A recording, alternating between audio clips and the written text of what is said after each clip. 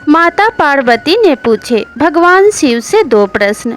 वह कौन सा काम है जो स्त्री अपने पति से पहले करना चाहती है, और वह कौन सी चीज़ है जो मरते दम तक स्त्री अपने पति को नहीं देती। नमस्कार दोस्तों, आज की यह कहानी बहुत ही रहस्यमय होने वाली है। इस कहानी को सुनने के बाद आपको बहुत ही ज्ञानवर्धक जानकारी मिलेगी और आप इस बात को समझ पाएंगे कि यह दो काम स्त्रियां कभी भी नहीं करती। बहुत ही प्राचीन समय की बात है। एक बार भगवान शिव और माता पार्वती कैलाश पर्वत पर बैठे हुए आपस में हंसी ठिठोली कर रहे थे। दोनों चौसर खेल रहे थे। तब माता पार्वती के मन में विचार आया कि क्यों ना बातों बातों में भगवान शिव से कुछ ज्ञान अर्जित किया जाए। तब उन्होंने भगवान शिव से हंसी ठिठोली करते हुए पूछा कि प्रभु, मैं भी एक स्त्री हूँ और आपकी अर्धांगिनी होने के नाते मेरा भी यह प्रश्न पूछने का आप पे पूरा हक बनता है। और इस प्रश्न के जरिए मैं यह जानना चाहती हूँ कि आप मुझे कितना समझते हैं और स्त्री जाति को आप कितना जानते हैं। भगवान शिव ने मुस्कुराते हुए कहा कि देवी, पूछिए, आप जो भी पूछना चाहती हैं। तब माता पार्वती ने कहा कि प्रभु, मुझे ये बताइए कि वह कौन सा काम है जो मरते दम तक स्त्रियां नहीं कर सकती, और वह कौन सा काम है जिसे स्त्री अपने पति से पहले करना चाहती है। तब भगवान शिव ने कहा कि देवी, मैं आपके इस प्रश्न का उत्तर देने से पहले आपको एक कहानी सुनाना चाहूँगा, और इसी कहानी के माध्यम से आपको आपके दोनों प्रश्नों के उत्तर मिल जाएंगे। तब माता पार्वती ने कहा कि स्वामी, जैसी आपकी इच्छा। तब भगवान शिव ने कहानी सुनाना प्रारंभ किया। भगवान शिव ने कहा कि बहुत समय पहले की बात है। एक नगर में एक राजा रहा करते थे। उनका एक बड़ा ही सुंदर पुत्र था। वह राजकुमार इतना अधिक सुंदर था कि जो कोई भी उसे देखता ही रह जाता। धीरे धीरे समय बीतने लगा और वह राजकुमार बड़ा हो गया। जब वह राजकुमार बड़ा हुआ तो सुलोचना नाम की एक सुंदर राजकुमारी से उसका विवाह तय हो गया। विवाह की तैयारियां धूमधाम से शुरू हो गई थी। राजा अपने पुत्र के विवाह के लिए बड़े प्रसन्न थे। वे अपने पुत्र का विवाह बड़े ही धूमधाम से और हर्षो उल्लास के साथ करना चाहते थे। वे चाहते थे कि उनके बेटे की शादी में कोई कमी न रहे। राजकुमार के शादी को मात्र 2 दिन रह गए थे और राजकुमार अपने कक्ष में लेटे हुए राजकुमारी के ख्यालों में खोए हुए थे। ठंडी ठंडी हवाएं चल रही थी। गर्मी का मौसम था। बागों में मोर नाच रहे थे। राजमहल के पास ही एक बहुत सुंदर सा बाग था। राजकुमार के कमरे की खिड़की खुली हुई थी और चांद की रोशनी में बड़ा ही सुंदर नज़ारा दिखाई दे रहा था। इस सुंदर और मनोरम दृश्य को देखकर राजकुमार का मन राजकुमारी से मिलने के लिए मचलने लगा। राजकुमार ने सोचा कि शादी को तो अभी 2 दिन बाकी हैं, तब तक मैं क्यों न रात्रि के समय राजकुमारी से मिल आऊं। राजकुमारी से मिलने का निश्चय कर राजकुमार ने अपना घोड़ा निकाला और उस पर सवार होकर जंगल के रास्ते राजकुमारी से मिलने के लिए निकल पड़े। रास्ते में चलते चलते गर्मी के कारण राजकुमार को प्यास लग गई। राजकुमार पानी की तलाश में इधर उधर भटकने लगा। तभी उसे कहीं भी पानी दिखाई न दिया। कहीं पे कुआं होता तो उसमें पानी नहीं होती। नदी झरने गर्मी के कारण सब सूखे हुए थे। प्यास के कारण राजकुमार का मन बेचैन हो रहा था। मन करता कहीं से पानी मिल जाए तो अपनी प्यास बुझा लूं। तभी राजकुमार को एक पास ही में झोपड़ी दिखाई दी। उस झोपड़ी के पास एक कुआं था। राजकुमार ने सोचा कि अगर इस कुएं में पानी मिल जाए तो मैं मन भर पानी पी लूं और अपनी प्यास बुझाऊं। ऐसा सोचकर राजकुमार उस कुएं में देखने चला गया। तभी उसने देखा कि उस कुएं में पानी था। राजकुमार ने पानी देखकर बाल्टी से उसमें से पानी निकाला और मन भर पानी पिया। अब राजकुमार की आत्मा तृप्त हो चुकी थी। पानी की आवाज़ सुनकर उस झोपड़ी के अंदर से एक बूढ़ी माँ निकली। बूढ़ी माँ ने राजकुमार को देखा तो कहने लगी, अरे पुत्र, कहीं तुमने इस कुएं का जल तो नहीं पी लिया? यह कुआं तो एक ऋषि के द्वारा श्रापित है। अगर तुम इस कुएं का जल पी लोगे तो तुम एक नरभक्षी बन जाओगे और तुम्हारे पास जो भी आएगा तुम उसे खा जाओगे, चाहे वह तुम्हारा पिता हो, माता हो या तुम्हारा कोई सगा संबंधी हो। वह व्यक्ति उस समय के लिए सिर्फ तुम्हारा भोजन होगा और अगले ही पल तुम्हें कुछ भी याद नहीं रहेगा। यह तुमने क्या अनर्थ कर दिया। बूढ़ी माँ की बातें सुनकर राजकुमार रोने लगा और कहने लगा, बूढ़ी माँ, मैंने तो इस कुएं का जल पी लिया, मुझे पता नहीं था कि यह कुआं शापित है।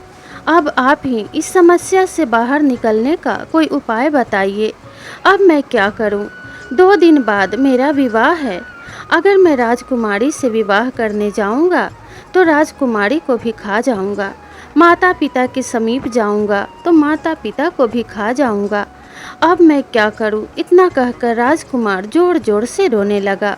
बूढ़ी माँ ने उसे साहस दिलाते हुए ढाढ़स बंधाया और कहा कि बेटा चुप हो जाओ, अब रोने से क्या लाभ। मैं तुम्हें इस समस्या का एक हल बताती हूँ। भगवान शिव इस कहानी को सुना रहे थे और माता पार्वती इस कहानी को बड़े ही गौर से और बड़े ही ध्यान से सुन रही थी। तभी बूढ़ी माँ ने राजकुमार को कहा कि पुत्र, यहाँ से दूर एक बहुत ही ऊंची पहाड़ी है और उसी पहाड़ी पे एक ऐसी जड़ी बूटी है जो रात्रि के समय जगमगाती रहती है। तुम जैसे ही उस जड़ी बूटी को देखोगे वह चमकती रहेगी और तुम पहचान लोगे कि यह वही जड़ी बूटी है जिससे तुम ठीक हो जाओगे। अभी शाम होने ही वाली है और रात्रि होते ही तुम नरभक्षी बन जाओगे, इसलिए तुम अपने आप को किसी ऐसे स्थान पे छुपा लो जहाँ कोई भी आता जाता ना हो। अगर तुम किसी के सामने आ गए तो तुम उसे खा जाओगे, इसलिए तुम जल्दी ही किसी सुरक्षित स्थान पे चले जाओ जहाँ कोई भी मनुष्य ना हो। राजकुमार ने बूढ़ी माँ को प्रणाम किया और कहा कि ठीक है, आपने जैसे बताया है मैं वैसा ही करूँगा। अब राजकुमार तेज तेज कदमों से पहाड़ियों की तरफ जाने लगा और सोचने लगा, मैं किसी पहाड़ की गुफा में छुप जाऊंगा और जब तक सुबह नहीं होगी मैं वहां से बाहर नहीं निकलूंगा। ऐसा सोचते हुए राजकुमार एक पहाड़ी के गुफा के बाहर पहुंच गया और जैसे ही अंदर जाने का विचार करने लगा, राजकुमार ने सोचा कि यह गुफा मेरे लिए बहुत ही सुरक्षित जगह होगी। यहाँ कोई भी जीवित मनुष्य मुझे दिखाई नहीं दे रहा। मैं अपनी रात्रि यहीं पे गुजार लूँगा और फिर कल सुबह जैसे ही सूरज की पहली किरण दिखाई देगी, वैसे ही मैं उस पहाड़ी के तरफ निकल जाऊँगा और वहाँ से वह अमृत बूटी लेकर मैं अपनी इस समस्या का समाधान कर लूँगा। ऐसा सोचकर वह राजकुमार उस गुफा के अंदर प्रवेश कर गया। गुफा के अंदर उसने जैसे ही प्रवेश किया, पहले से ही उसमें एक नरभक्षी भेड़िया बैठा हुआ था। भेड़िया ने राजकुमार को देखा तो उसकी बाँछें खिल गई। वह मन में सोचने लगा कि आज तो मुझे भोजन की तलाश में कहीं भी भटकने की ज़रूरत नहीं पड़ी। आज मेरा भोजन स्वयं चल के मेरे पास आ गया है। अब तो आज मैं मज़े उड़ाऊँगा, जी भर दावत उड़ाऊँगा, इसी को मार के आज खाऊंगा। यही सोचकर भेड़िया गुर्राते हुए राजकुमार के तरफ बढ़ने लगा। राजकुमार ने भेड़िए को देखा तो 2 पल के लिए सहम गया, लेकिन जैसे ही भेड़िया 2 कदम आगे बढ़ा, राजकुमार एक खतरनाक नरभक्षी में बदल गया और भेड़िए से भी खतरनाक तरीके से गुर्राने लगा। उसकी गुर्राहट सुनकर वह भेड़िया थर थर काँपने लगा और वहीं पे बेहोश होकर गिर गया। राजकुमार आगे बढ़ा और उस भेड़िए को राजकुमार ने अपना भोजन बना लिया। अगली सुबह प्रातः काल हुई तो राजकुमार पहले की तरह ठीक हो चुका था और वह एक साधारण राजकुमार बन गया था। वह अपनी गुफा से बाहर निकला और जैसे ही बाहर निकला, गांव के लोग वहां एकत्रित हो चुके थे और राजकुमार के कपड़ों पे लगे हुए खून को देखकर गांव वाले दौड़ते हुए अंदर गए और अंदर जाकर उन्होंने भेड़िए को मरा हुआ पाया तो सभी लोग राजकुमार की जय जयकार करने लगे और कहने लगे कि हे वीर पुरुष, तुम कौन हो? तुमने हमें इस आदमखोर भेड़िए से आज़ादी दिलाई है। तुम नहीं जानते कि इस भेड़िए का इस गांव में कितना आतंक था। चलो हम तुम्हें अपने राजा के पास ले चलते हैं। और इतना कहते हुए वे राजकुमार का हाथ पकड़कर राजकुमार को राजमहल में ले गए। राजा के सामने जाते ही राजकुमार ने राजा को हाथ जोड़कर प्रणाम किया। राजा पहले ही राजकुमार के सारे कारनामे के बारे में सुन चुका था। राजा ने राजकुमार को बैठने के लिए सिंहासन दिया और कहा कि हे राजकुमार, आप बड़े ही वीर हो। आपने हमें इस आदमखोर भेड़िए से आज़ादी दिलाई है, इसलिए मैं आपसे बहुत प्रसन्न हूँ। आप जो भी मांगे वो आपको मुहमांगा इनाम मिलेगा। राजकुमार ने कहा कि महाराज, यह तो आपका बड़प्पन है और भेड़िए को मारना तो मेरा फर्ज था।